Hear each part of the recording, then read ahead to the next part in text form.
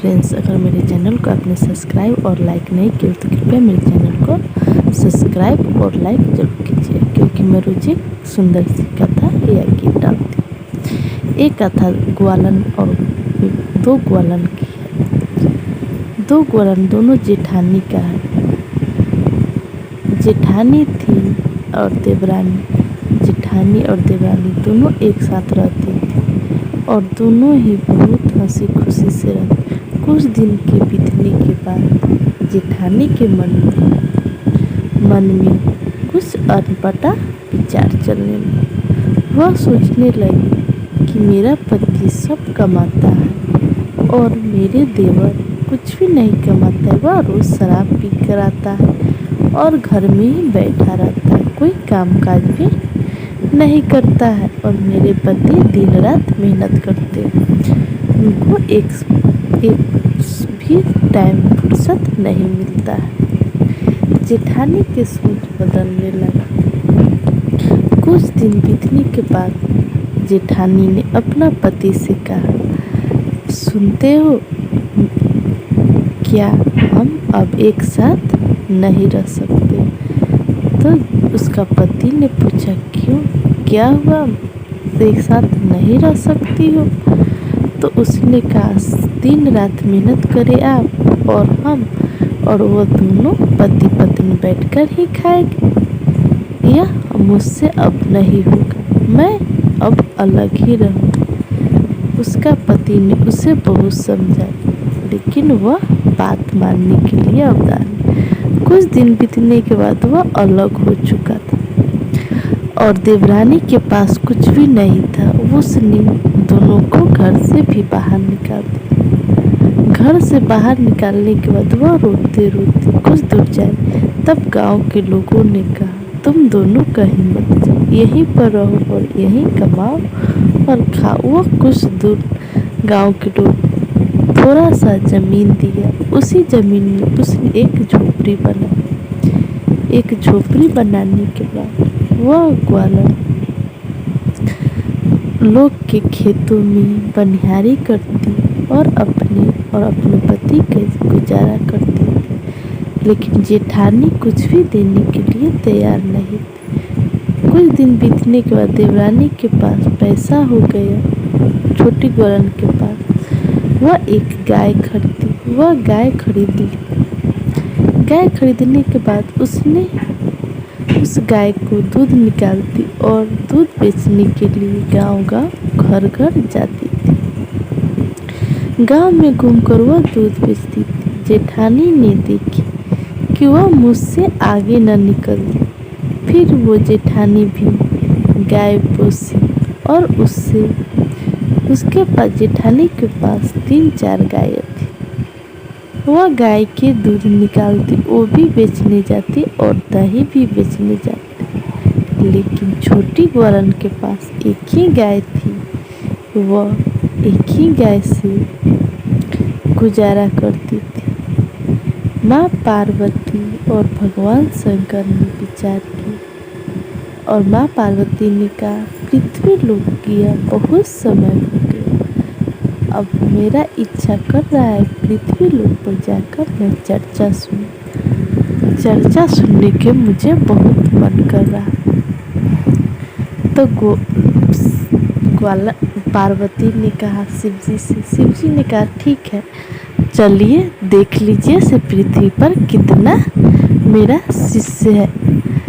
दोनों पृथ्वी लोक आए और पृथ्वी पर अपना रूप भेष बदल कर आए।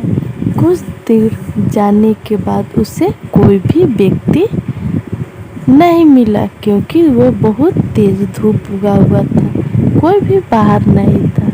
माँ पार्वती ने थक चुकी थी। वह कही, अब मुझसे महादेव नहीं चला जाएगा, यहीं पर कुछ देर विश्राम करते हैं।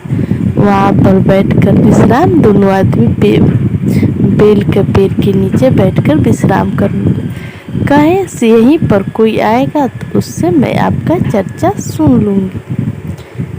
शाम हो गया, कोई भी नहीं आया। कुछ देर बाद बड़ी ग्वालन उस रास्ते से गुजर रही थी, दूध लेकर बेचने जा रही थी। तब माँ पार्वती ने कहा, सुनिए, आप कहाँ जा रहे हैं? तो बड़ी ग्वालन ने कहा, मैं दूध बेचने जा रहा हूँ। क्या आपको महादेव का चर्चा आता है? मुझे चर्चा सुना दीजिएगा। तो कहा, नहीं माँ, हम आपको चर्चा सुनाए और दूध बेचने नहीं जाए। मुझे ऐसे भी लेट हो चुका है और दूसरे गांव में दूध बेचने के लिए जाना है। वो बहुत जल्दी खोटी मैंने सुना दी। वह प्रेम से भी बात नहीं की। माँ पार्वती के बहुत दुख लगा। कहा, यहाँ के पृथ्वी लोक के आदमी ऐसे होते हैं? वह ने सोचा। फिर थोड़ी देर बाद छोटी ग्वालन उसी रास्ते से गुजर रही थी। तब माँ पार्वती ने पूछा, क्या आपके पास समय है? तो ग्वालन ने कही, हाँ। कहाँ जा रहे हो? तो मैं भी दूध बेचने जा रहा हूँ। दूध बेचकर आती हूँ तो सुना देती हूँ कथा। वह ने कहा, क्या तुम पहले कथा सुना दोगी, उसके बाद तुम दूध बेचने जा? तो ग्वालन ने कहा, ठीक है माते, मैं पहले आपको कथा ही सुना दूंगी, उसके बाद दूध बेचने। लेकिन सब लोग तो सो गया रहेगा, तो मेरा दूध कौन लेगा? मेरा दूध जियान हो जाए। तो बूढ़ी माँ ने कहा, नहीं, तुम्हारा दूध तुम भोलेनाथ के शिवलिंग पर डाल देना और उसके पैसे भोलेनाथ दे देंगे। तो छोटी ग्वालन वहाँ बैठकर माँ पार्वती और भगवान शिव को चर्चा सुनाने लगी। चर्चा सुनाते सुनाते रात हो चुकी थी। रात होने के बाद जैसे माँ पार्वती ने कहा, वैसे ही शिवलिंग पर वह सारे दूध ढार दी और कहा, माते, हमने दूध ढार दी, अब बताइए, अब मैं क्या करूं? मैं कहाँ से आज खाना खाऊंगा? तो उसने कहा, माँ पार्वती ने, इस सारे बेलपत्र तो अपने बाल्टी में भर लो। तो वो छोटी ग्वालन ने कहा, क्यों, मैं ये बेलपत्र से क्या करूंगी? तो उन्होंने कहा, मैं जैसा करे तैसा ही करो, तुम्हें शिव गुरु जरूर दया देंगे। वह सारे बेलपत्र अपने बाल्टी में भर ली और वहाँ से चल पड़ी। घर आई। कल होकर वो ने शिव चर्चा रखी हुई थी। सब शिष्य बहनी को बुलाया और शिष्य भैया को बुलाया और चर्चा करवाई। चर्चा करवाने के बाद जैसे माँ पार्वती ने कही थी, वैसे ही ओढ़ने की भंडारी चर्चा हुआ था। उस बेलपत्र को सुंदर सी थाली में वह रखी। सारा थाली में रखते ही वह सोने चांदी का और हीरे मोती से वह पूरा भर चुका था। वह बहुत धनवान हो गई और माँ वह ने सोचने लगी, जरूर वह मेरे लिए कोई अवतार थे, कोई भगवान ही था जो मुझे वह बहुत धन्यवाद और माँ पार्वती और भगवान भोलेनाथ के करने लगी।